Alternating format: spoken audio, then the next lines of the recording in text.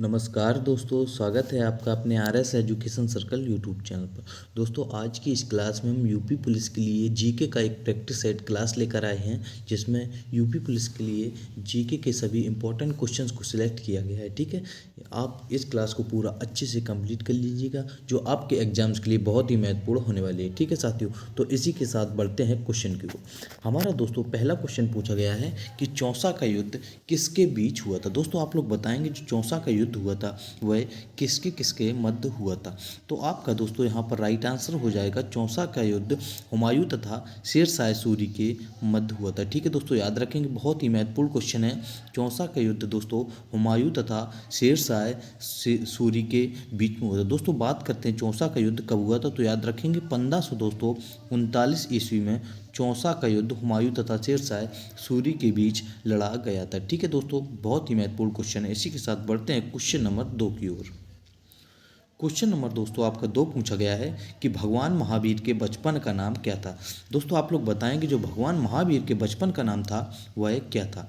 तो आपका यहाँ पर दोस्तों राइट आंसर हो जाएगा, भगवान महावीर के बचपन का नाम दोस्तों वर्धमान था। ठीक है, यहाँ पर आपका दोस्तों सी ऑप्शन बिल्कुल राइट हो जाएगा, भगवान महावीर के बचपन का नाम वर्धमान था दोस्तों। ठीक है, तो इनके जन्म की बात करते हैं तो इनका दोस्तों जन्म 540 ईसा पूर्व में हुआ था। ठीक है दोस्तों, 540 ईसा पूर्व में भगवान महावीर का जन्म हुआ था। ठीक है, तो दोस्तों ये सिद्धार्थ नाम आया है, यह गौतम बुद्ध के बचपन का नाम था। ठीक है, याद रखें, गौतम बुद्ध के जो बचपन का नाम था वह सिद्धार्थ था और महावीर के बचपन का नाम दोस्तों वर्धमान था। ठीक है, यहाँ पर हमारे 3 क्वेश्चन कंप्लीट हो गए और जो महावीर के जन्म हुआ था वह 540 ईसा पूर्व में हुआ था। ठीक है, क्वेश्चन नंबर आपका दोस्तों 3 पूछा गया है कि ताजमहल का निर्माण कब शुरू किया गया। दोस्तों, ताजमहल जो उत्तर प्रदेश में स्थित है, आगरा में, ठीक है, इसका जो निर्माण शुरू किया गया था वह 1632 ईस्वी में किया गया था। ठीक है दोस्तों, याद रखेंगे, यहाँ पर आपका राइट आंसर ऑप्शन डी हो जाएगा। 1632 ईस्वी में ताजमहल का निर्माण किया गया था, शुरू किया गया था। ठीक है, यह दोस्तों 1632 से 1653 के बीच बनकर तैयार हो गया था। ठीक है, यह दोस्तों शाहजहाँ के द्वारा बनवाया गया था। ठीक है, कभी कभी हमारे एग्जाम्स में क्वेश्चन आ जाता है जो ताजमहल बनने का जो कार्यकाल है वह कब से कब तक बनकर तैयार हुआ था। तो दोस्तों यहाँ पर आपको आंसर देना है 1632 से 1653 के बीच शाहजहाँ द्वारा बनवाया गया था। ठीक है, बढ़ते हैं क्वेश्चन नंबर 4 की ओर। क्वेश्चन नंबर दोस्तों आपका 4 पूछा गया है कि तंजावुर में बृहदेश्वर हिंदू मंदिर का निर्माण किस वंश के शासकों ने करवाया था। दोस्तों, जो तंजावुर में बृहदेश्वर हिंदू मंदिर है उसका निर्माण किस वंश के शासकों ने करवाया था। तो यहाँ पर दोस्तों आपका राइट आंसर हो जाएगा, चोल वंश के शासकों ने करवाया था। ठीक है दोस्तों, यहाँ पर आपका ये ऑप्शन बिल्कुल राइट हो जाएगा, चोल वंश के शासकों ने बृहदेश्वर हिंदू मंदिर का निर्माण करवाया था जो तंजावुर में स्थित है। ठीक है दोस्तों, यहाँ पर आपका ये ऑप्शन बिल्कुल राइट हो जाएगा। दोस्तों, हम बात करते हैं जो चोल वंश के राजाओं ने करवाया था उनमें क्या नाम था। तो राजा राम जो प्रथम थे दोस्तों राजा, उन्होंने यह मंदिर का निर्माण करवाया था। ठीक है, राजा राम प्रथम ने दोस्तों बृहदेश्वर हिंदू मंदिर का निर्माण करवाया था दोस्तों 1009 ईस्वी में। ठीक है, याद रखेंगे 1009 ईस्वी में दोस्तों जो हिंदू मंदिर है उसका निर्माण करवाया गया था। ठीक है, बढ़ते हैं क्वेश्चन नंबर 5 की ओर। क्वेश्चन नंबर दोस्तों आपका 5 पूछा गया है कि संगाई त्यौहार किस राज्य में मनाया जाता है। दोस्तों, बहुत ही महत्वपूर्ण क्वेश्चन है ये, जो संगाई त्यौहार होता है वह किस राज्य में मनाया जाता है। तो आपका राइट आंसर हो जाएगा दोस्तों मणिपुर। ठीक है, मणिपुर में दोस्तों संगाई त्यौहार मनाया जाता है। ठीक है, यहाँ पर आपका दोस्तों बी ऑप्शन बिल्कुल राइट हो जाएगा, मणिपुर में संगाई त्यौहार मनाया जाता है। दोस्तों, जो हमारे एक और एग्जाम से क्वेश्चन पूछा जाता है, बहुत ही महत्वपूर्ण क्वेश्चन है कि लोकटक झील किस राज्य में स्थित। दोस्तों, हमें पता है लोकटक झील है जो वह मणिपुर में स्थित है। ठीक है दोस्तों, मणिपुर में लोकटक झील स्थित है और जो संगाई त्यौहार मनाया जाता है वह दोस्तों मणिपुर में मनाया जाता है। बात करते हैं जो संगाई त्यौहार है वह दोस्तों कब से मनाया जाने लगा है। तो दोस्तों उसकी शुरुआत 2010 ईस्वी से हुई है। ठीक है, 2010 ईस्वी से संगाई त्यौहार मणिपुर में मनाया जाने लगा है। क्वेश्चन नंबर 6 पूछा गया है कि चौथी बौद्ध संगति किसके शासनकाल में हुई थी। दोस्तों, हम लोग बताएंगे कि चौथी बौद्ध संगति है वह किसके शासनकाल में हुई थी। तो दोस्तों यहाँ पर आपका राइट आंसर हो जाएगा, कनिष्क के शासनकाल में हुई थी और इसकी जो अध्यक्षता की थी वह दोस्तों अध्यक्षता जो की थी वह किसने की थी? तो दोस्तों हम लोग बताएंगे जो अध्यक्षता इसकी की थी वह बसु मित्र के द्वारा की गई थी। जो चौथी बौद्ध संधि थी दोस्तों, उसकी अध्यक्षता बसु मित्र द्वारा की गई थी और यह कनिष्क के शासनकाल में हुई थी, चौथी बौद्ध संधि। ठीक है, बहुत ही महत्वपूर्ण क्वेश्चन है, एग्जाम्स में यह क्वेश्चन कई बार दोस्तों पूछा गया है, तो आप सभी क्वेश्चन को अच्छे से कंप्लीट करके जाइएगा। और आपको अगर वीडियो अच्छी लग रही है तो वीडियो को जरूर लाइक कीजिएगा। अगर आप चैनल पर पहली बार विजिट किए हो तो चैनल को जरूर सब्सक्राइब कर लीजिए। ठीक है दोस्तों, बढ़ते हैं क्वेश्चन नंबर 7 की ओर।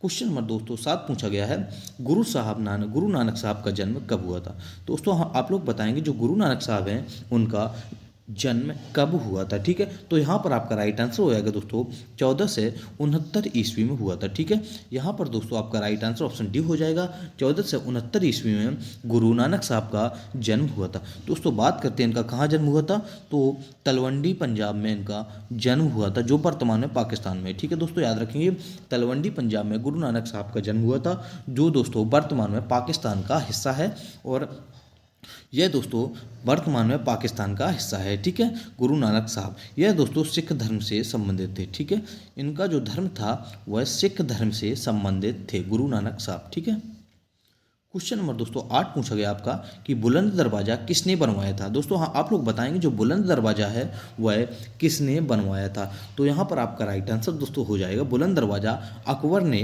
1571 ईस्वी में बनवाया था। ठीक है दोस्तों, यहाँ पर आपका बी ऑप्शन बिल्कुल राइट हो जाएगा, 1571 ईस्वी में दोस्तों बुलंद दरवाज़ा अकबर द्वारा बनवाया गया था। ठीक है, यह दोस्तों गुजरात विजय के बाद बनवाया गया था। ठीक है, अकबर के नाम पे दोस्तों बहुत सी विजय हैं, जिसमें से कलिंग विजय, सिंध विजय, गुजरात विजय और अन्य विजय हैं। यह गुजरात विजय के बाद दोस्तों बुलंद दरवाज़ा का निर्माण करवाया गया था अकबर के द्वारा। ठीक है, बढ़ते हैं क्वेश्चन नंबर 9 की ओर।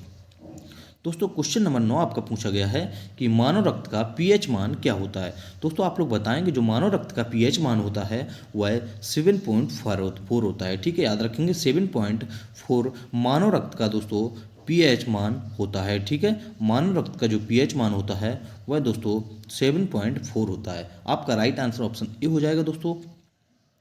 क्वेश्चन नंबर 10 पूछा गया है कि WHO का मुख्यालय कहाँ स्थित? दोस्तों बहुत ही महत्वपूर्ण क्वेश्चन है, इससे जो भी रिलेटेड क्वेश्चन हमारे एग्जाम्स में आते हैं वह सभी क्वेश्चन को हम यहाँ पर डिस्कस करेंगे कि जो WHO का हेड क्वार्टर है वह कहाँ पर स्थित है। तो यहाँ पर आपका दोस्तों राइट आंसर हो जाएगा, WHO का मुख्यालय जिनेवा स्विट्जरलैंड में स्थित है। ठीक है दोस्तों, याद रखेंगे यहाँ पर आपका बी ऑप्शन बिल्कुल राइट हो जाएगा, WHO का जो हेड क्वार्टर है वह जिनेवा स्विट्जरलैंड में स्थित है। दोस्तों बात करते हैं जो इसकी स्थापना हुई थी वह कब हुई थी? इसकी स्थापना दोस्तों 7 अप्रैल दोस्तों 1948 ईस्वी में WHO की स्थापना हुई थी। ठीक है दोस्तों, याद रखेंगे WHO की जो स्थापना हुई थी वह 7 अप्रैल 1948 ईस्वी में हुई थी। दोस्तों जो इसके वर्तमान अध्यक्ष हैं वह डॉक्टर टेड्रोस हैं। ठीक है, डॉक्टर टेड्रोस दोस्तों WHO के वर्तमान अध्यक्ष हैं। ठीक है, जो इसकी स्थापना हुई थी वह दोस्तों 7 अप्रैल 1948 में हुई थी। इसका जो पूरा नाम है वर्ल्ड हेल्थ ऑर्गेनाइजेशन। ठीक है, ऑर्गेनाइजेशन इसका पूरा नाम है दोस्तों। इसका जो मुख्यालय है वह जिनेवा स्विट्जरलैंड में स्थित है। ठीक है दोस्तों, जिनेवा स्विट्जरलैंड में इसका मुख्यालय स्थित है। क्वेश्चन नंबर दोस्तों 11 पूछा गया है कि नीति आयोग का गठन कब हुआ था? दोस्तों आप लोग बताएंगे जो नीति आयोग है उसका गठन कब हुआ था? तो याद रखेंगे नीति आयोग से पहले दोस्तों पंचवर्षीय योजनाएं चलाई गई थी। ठीक है, पंचवर्षीय योजनाएं नीति आयोग से पहले चलाई गई थी, लेकिन जो इसका गठन किया गया है वह दोस्तों 1 जनवरी 1915 ईस्वी में इसका गठन किया गया है। ठीक है, यहाँ पर आपका दोस्तों सी ऑप्शन बिल्कुल राइट हो जाएगा, 1 जनवरी 1915 से नीति आयोग का गठन हुआ है। दोस्तों बात करते हैं जो नीति आयोग का अध्यक्ष होता है वह दोस्तों प्रधानमंत्री होता है। ठीक है, याद रखेंगे नीति आयोग का जो अध्यक्ष होता है दोस्तों वह प्रधानमंत्री होता है। वर्तमान में जो अध्यक्ष हैं हमारे देश के प्रधानमंत्री यानी नरेंद्र मोदी। ठीक है, जो नीति आयोग के दोस्तों जो अध्यक्ष हैं वह प्रधानमंत्री होता है। वर्तमान में जो प्रधानमंत्री वह नरेंद्र मोदी हैं, तो इसलिए नीति आयोग के जो वर्तमान अध्यक्ष हो गए वह नरेंद्र मोदी हो गए, जिसकी स्थापना जो या गठन हुआ था वह 1 जनवरी 1915 ईस्वी में हुआ था। ठीक है दोस्तों, याद रखेंगे, बहुत ही सभी महत्वपूर्ण क्वेश्चन है। क्वेश्चन नंबर दोस्तों आपका 12 पूछा गया है कि उपाधियों का अंत किस अनुच्छेद में वर्णन किया गया है। ठीक है दोस्तों, जो उपाधियों का अंत है वह किस अनुच्छेद में वर्णित है या किस अनुच्छेद में है। ठीक है, तो यहाँ पर आपका दोस्तों राइट आंसर हो जाएगा अनुच्छेद 18 में उपाधियों के अंत का वर्णन किया गया है। ठीक है दोस्तों, यहाँ पर आपका डी ऑप्शन बिल्कुल राइट हो जाएगा, अनुच्छेद 18 में उपाधियों के अंत का वर्णन किया गया है। क्वेश्चन नंबर दोस्तों आपका 13 पूछा गया है कि कौन सा जो अम्ल होता है वह सिरके का प्राथमिक घटक होता है। दोस्तों इनमें से आपको बताना है कौन सा अम्ल सिरके का प्राथमिक घटक है। ठीक है, तो यहाँ पर दोस्तों आपका राइट आंसर हो जाएगा एसिटिक अम्ल। ठीक है, याद रखेंगे यहाँ पर आपका दोस्तों ये ऑप्शन बिल्कुल राइट हो जाएगा, एसिटिक अम्ल है वह सिरके का प्राथमिक घटक है। दोस्तों बात करते हैं जो एसिटिक अम्ल का रासायनिक सूत्र होता है वह CH3COOH एसिटिक अम्ल का रासायनिक सूत्र होता है। ठीक है, याद रखें कभी कभी हमारे एग्जाम्स में क्वेश्चन आ जाता है एसिटिक अम्ल का रासायनिक सूत्र बताइए। तो ठीक है, तो याद रखेंगे दोस्तों जो एसिटिक अम्ल का रासायनिक सूत्र होता है वह CH3COOH होता है। ठीक है, जो सिरके का प्राथमिक घटक होता है।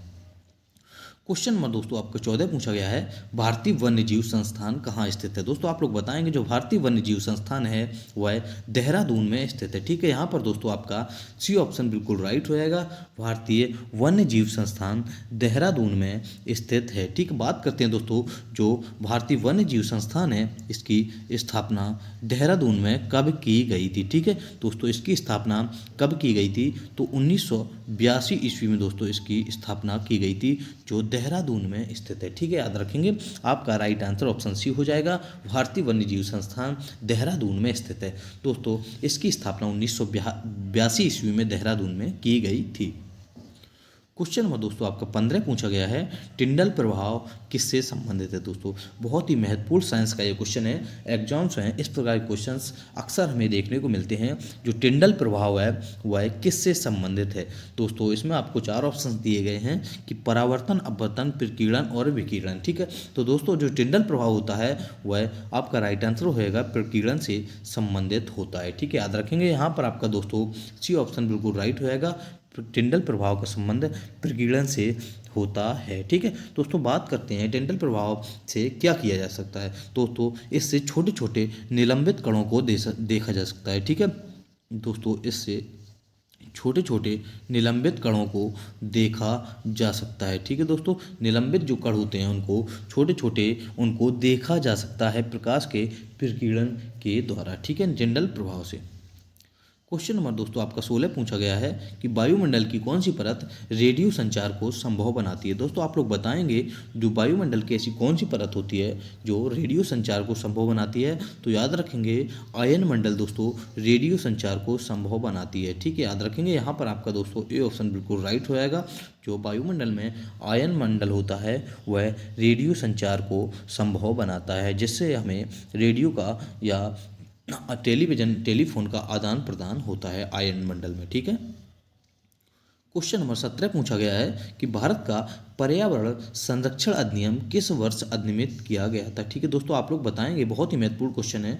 जो भारत का पर्यावरण संरक्षण अधिनियम है वह किस वर्ष अधिनियमित किया गया था। दोस्तों यहाँ पर आपका राइट आंसर हो जाएगा 1986 ईस्वी में। ठीक है, याद रखेंगे दोस्तों 1986 ईस्वी में भारत का पर्यावरण संरक्षण अधिनियम अधिनियमित किया गया था। यहाँ पर आपका दोस्तों सी ऑप्शन बिल्कुल राइट हो जाएगा, 1986 ईस्वी में किया गया था। दोस्तों यह अनुच्छेद 253 के तहत कहा गया है। ठीक है, अनुच्छेद 253 के तहत इसे अधिनियमित किया गया है। यहाँ पर आपका सी ऑप्शन दोस्तों बिल्कुल राइट हो जाएगा। क्वेश्चन नंबर 18 आपका पूछा गया है कि पृथ्वी की सतह पर पलायन वेग लगभग कितना होता है। दोस्तों आप लोग बताएंगे जो पृथ्वी की सतह पर पलायन वेग होता है वह 11.2 किलोमीटर पर सेकेंड होता है। दोस्तों याद रखेंगे यहाँ पर आपका ए ऑप्शन बिल्कुल राइट हो जाएगा, 11.2 किलोमीटर प्रति सेकेंड पलायन वेग का मान पृथ्वी पर होता है। ठीक है, बढ़ते हैं क्वेश्चन नंबर दोस्तों 19 की ओर।